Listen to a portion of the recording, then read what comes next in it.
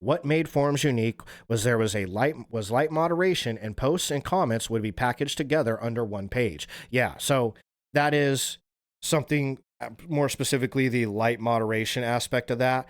We're who knows if we'll ever get that again on the internet. The 90s and the early 2000s were a very special time in the world because of those two words right there, light moderation.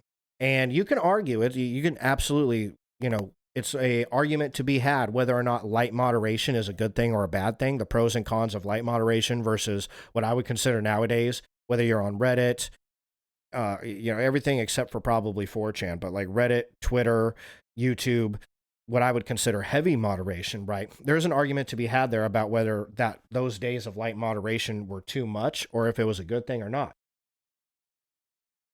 What isn't an argument is that light moderation on all these various forums, the internet being very loosely moderated comparative to today's, created a world, a situation, an ecosystem in which certain things could be said and done that can't be said and done today. That's the whole point of heavy moderation, right? Was to limit what people can do on the internet. I mean, that's the entire point, right? So with less moderation, that meant people could do more things. And again, you can get into the conversation of, well, is that good or bad and what sort of things, right? But that's another conversation.